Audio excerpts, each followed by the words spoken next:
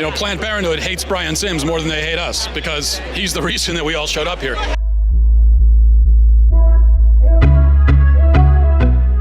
Hey, I'm Anders Hagstrom here with the Daily Caller News Foundation. I'm here with Matt Walsh in Philadelphia at the Planned Parenthood that Brian Sims accosted a few pro-life protesters. Who would have thought that an old white lady would be out in front of a Planned Parenthood telling people what's right for their bodies?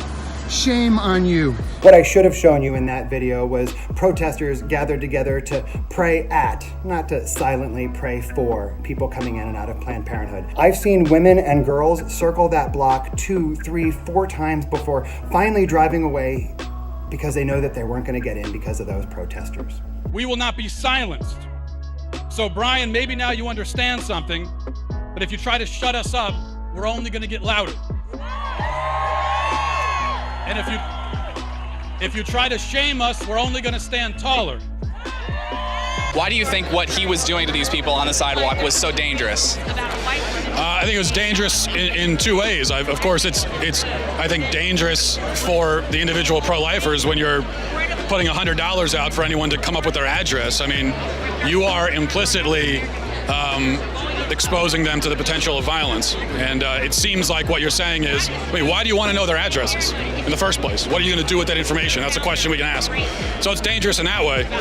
But I also think, fortunately, it ended up being very dangerous in a sense for the pro-abortion movement. I think today, Planned Parenthood hates Brian Sims more than they hate us because he's the reason that we all showed up here. So in the end, it backfired. And I think it worked out a lot worse for the pro-abortion people than it did for us. The growth of it was completely organic. It was just, this started on Monday as an idea, now it's Friday, and it grew organically. This is grassroots. I think it's awesome. And you said you invited Brian Sims, or Live Action, and everyone invited Brian Sims, and he didn't come. What would you have said to him if he did come? I would give him a chance to explain himself. What I would like to do, if he cares, is tell him why we're all here. Tell him why we care so much about this issue. Why are we pro-life? I can explain that. His unwillingness to explain his own position, instead choosing to pick on, women and children, I think should tell us something about his position. He's not confident in it. I'm not going to try to shout anyone down. I am very eager for the chance to talk about this issue because I know that I'm right. Yeah. We're all right.